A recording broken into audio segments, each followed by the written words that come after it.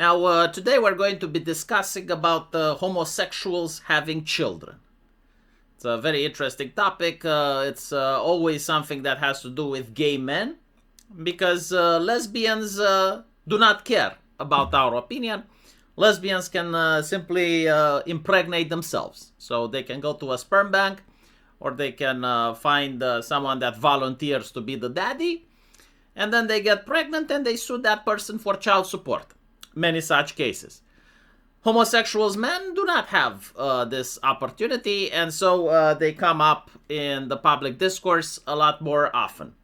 Recently, they have come up extremely often because certain gay celebrities, people that are in the public eye, like the Ministry of Transport, Pete Buttigieg, the other guy, Rubio, something like that, and two other individuals, they made the pictures of themselves in the hospital. Again, I don't understand like why the man is in the hospital, given that, you know, he isn't even associated with the woman that's the surrogate mother. But like, nevertheless, they took pictures with the ultrasound, the babies, and people have noticed that despite the fact that it was 10 gay men in total, all of them had boys. Which is interesting, right? Like, not a single girl among them. The second reason that this conversation is hitting the public spotlight is because there are currently 3 or 4 viral videos on TikTok with homosexual parents where the kid is crying for mama. And the parents are finding this very amusing, and they're saying there's no mama here, no mama. And many people from the public were outraged. I personally am not outraged because the child was crying for mama, because children cry for mama in orphanages as well. But I do find it outraged that you think it's a good idea to videotape it, share it, and have fun with it. You know, like usually when my child is in distress, even if the level of distress he is experiencing is amusing to me, because sometimes it can happen. You know, you remove a toy that the child wants and he starts crying. That is not something that I want to film and put it on the internet. Right? So, like, as a responsible parent, I do not want my child growing up and finding viral videos of themselves when they're babies. Like, that's completely fucked up. But let's talk a little bit whether or not homosexuals should adopt, because I do not like conversations that are filled with emotional manipulation. Is a child better in a homosexual family or not? That is the actual question. And the mistake that many people do is to compare a homosexual family with a normal family. Now, obviously, the normal family is better because it has diversity, right? Just like the workplace is better if it has 50% female representation, so too I believe that a family is better if you have 50% male and female representation. I'm a huge diversity advocate when it comes to the family unit. But I don't think that the comparison is fair. Right? I don't think like you should compare a homosexual family with a normal family. I think you should compare it with the orphanage. Right? Now, I went to law school, and at law school we actually did have the thing where you had to debate various issues, being for and against. And so we had to debate gay marriage for and against. We had to debate abortion for and against. We had to debate the Second Amendment for the Americans for and against. We had many such debates, right? Like, it was something that I understand universities shy away from nowadays, where you had to debate both issues. When it came to adoption, I was actually for it, because I did study the Romanian orphanage system. There were a lot of abuses, rapes, that didn't happen from the staff. It happened from other children, right? So you have like a 14-year-old kid that is raping a 6-year-old boy in an orphanage. Horrible. On top of that, in an orphanage, when you end up being 18, you're getting kicked out of the orphanage. And so my question was, like, where would I want to be born? In a facility with people that are there in order to get a paycheck and don't give a shit about you, and you can be molested or brutalized by other children and the staff? And then when you're 18, you're getting kicked out. Or, you know, with two homosexuals where at least you have the chance when you're 18 to inherit their wealth and just continue having a normal life after that. And so when it comes to unwanted children, I was definitely thinking it's actually okay, in my opinion, for gay people to adopt. What I didn't expect was for society to start creating unwanted children specifically for gay people to adopt. And so the entire issue with surrogacy is an abomination.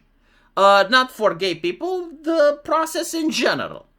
The idea of getting a woman to sign up and allow a baby that's not hers to be implanted in her and then taken out of her and sold like a product, in my opinion, it's abhorrent. When humanity will discover artificial wombs and we will have robot waifus, that's a different problem. This is really fucked up for several reasons.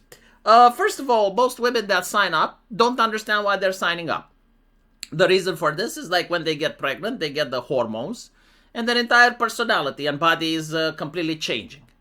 And so even if it's not their child, they get the motherly affection for the child. They start caring about it. And when the child is taken away, they view it like they lost a child, like they lost a pregnancy. So many women fall in depression. But there's also the problem that you have here on the screen, right? So you have a gay couple. They find out that the woman is sick. She's got cancer. The baby gets sick as well. And then they don't want the baby anymore, right? So they're basically like pressuring the woman to have an abortion. The woman then is faced with a team of lawyers that apparently prevent the hospital from treating the kid, and so the kid dies. The woman apparently suggested that the kid should be put up for adoption, but the gay people said they don't want their DNA out there. In reality, of course, like this is a very biased story from right-wing sources that do not want to actually mention that the reason the gay people didn't want the kid out there is because they didn't want to pay child support, right? But if they mention that, then the solution would have to be to change the child supporting laws, which is something that I do agree with, but this is not the interest of the people making the article. The interest is to explain to people that gay adoption is bad. Again, compared to orphanages, I disagree. Like, if I was put in a situation, anything but the orphanage, I would rather take the street. I'm not even kidding. I'm like, whatever. But the surrogacy is the issue. Like, this entire system is the fucking issue. I do not, like, if gay people want a child that badly, find a woman. Like, I'm sorry, not surrogacy. I really disagree with it. And because, as we see here, like, what happens when the person paying for the product ends up changing their mind, right? So now the woman has to keep the child or cause an abortion. Many abortions happen, and the article doesn't mention it, but it's from normal couples as well as homosexual. It's the fact that the person that demands the surrogacy finds out that the child has complications, or that the woman is pregnant with 3 children rather than 1, right? So like they don't want 3, they want 1, and so like they terminate everything. These are serious problems, and I also have no respect for the women that participate in this, because again, the article is trying to frame the woman like she is the reasonable person, and she's saying she felt like a borrowed uterus, and it's like, my sister in Christ, you literally signed for this. Like, what did you think the procedure was about? Like, was it not explained to you? Like, you were literally, de facto, agreeing to become a borrowed uterus. Yes. Like, you do not belong in that picture, right? Like, a couple of gay people have paid you money so that you go to a doctor and you get the procedure so that you raise their children. And you agreed. Like, yes, you are de facto, by the very definition of what this is, a borrowed uterus. Like, I'm sorry that you need to cloak it in feelings and nice words. And, like, no. And so when it comes to this issue, I do think like anyone that's upset about homosexual adoption and whatever would be more happy if surrogacy didn't exist. Regarding homosexual adoption, you cannot ban it because at the end of the day, there's nothing stopping a gay man from getting a real woman and having sex, right? They can, I mean, I'm pretty sure they could pay women to do this. So like if you approach a woman that's impoverished and you're like, so I'm from a gay family, I want to pay you money so you can have my kid, $50,000. What law can prevent that from happening? There is no law that can prevent it from happening, right? Because the father becomes biological father. Even if you pass a law in the United States preventing that, they can just go to Mexico and do it, right? Because people aren't fucking retarded. A piece of paper doesn't change cultural norms. And so the best thing to do it would be to ban surrogacy culturally, right? Now, sure, people can go in other countries and perform surrogacy, but I think like surrogacy is more easy to be banned even worldwide because there are a few nations that can do it compared to banning something like a biological father not being entitled to his kid. You know, it's and so yeah, this would actually be the solution. Let me know what you guys think, and as usual, we'll see each other in the comment section. Take care.